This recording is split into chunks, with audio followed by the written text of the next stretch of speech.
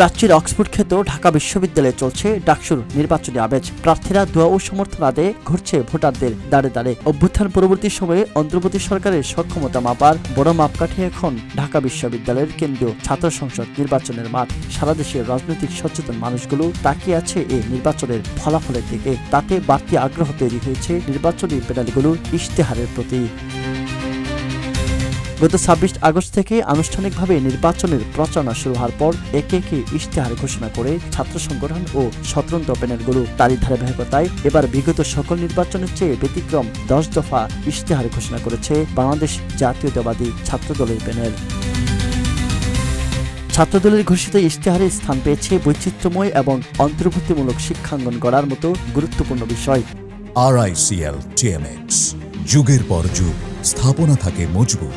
ইশতেহারে শিক্ষার্থীদের সৃজনশীলতা বাড়াতে ব্যতিক্রম উদ্যোগ নেওয়ার পাশাপাশি নারীর পোশাকের স্বাধীনতা, অবকাঠামো উন্নয়ন, শিক্ষার্থীদের উচ্চশিক্ষার উন্নয়ন প্রকল্পে আন্তর্জাতিক অফিসিয়ালকে গতিশীল করা সহ ১০ দফা ইশতেহার ঘোষণা করেন জাতীয়তাবাদী ছাত্রদলের প্যানেলের ভিপি প্রার্থী আবিদুল ইসলাম খান।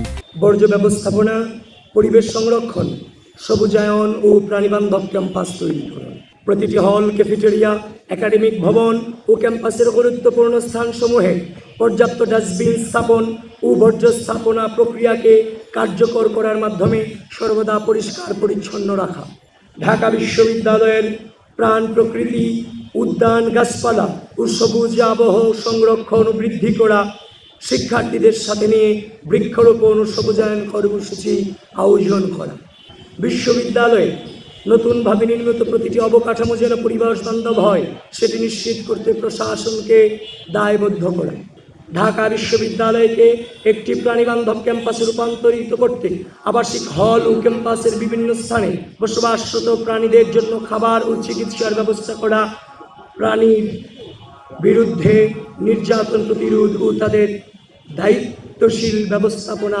নিশ্চিত করা। আমাদের ইশতেহারের সর্বশেষ ইশতেহারে আছি ১০ নং ইশতেহার কার্যকর রাখসো ও আন্তর্জাতিক পরিসরে ঢাকা বিশ্ববিদ্যালয়ের সম্পৃক্ততা বৃদ্ধি করুন। ছাত্রদলের দেয়া ইশতেহার বাস্তবায়ন হলে ঢাকা বিশ্ববিদ্যালয়ের শিক্ষা ব্যবস্থা যুগোপযোগী ও আধুনিক হওয়ার পাশাপাশি একটি নিরাপদ ও শিক্ষাবান্ধব ক্যাম্পাস গড়ে উঠবে বলে আশা করছেন সেখানকার শিক্ষার্থীরা। ইশতেহার ঘোষণার সময় জিএস পদপ্রার্থী তানভীর বারী আমিন ও এজিএস পদপ্রার্থী তানভীর আল হাদি মায়ের, ছাত্রদলের কেন্দ্রীয় কমিটির সভাপতি রাকিবুল ইসলাম রাকিব, সাধারণ সম্পাদক নাসিরউদ্দিন নাছির, সাংগঠনিক সম্পাদক আমানুল্লাহ আমান সহ নেতাকর্মীরা উপস্থিত ছিলেন।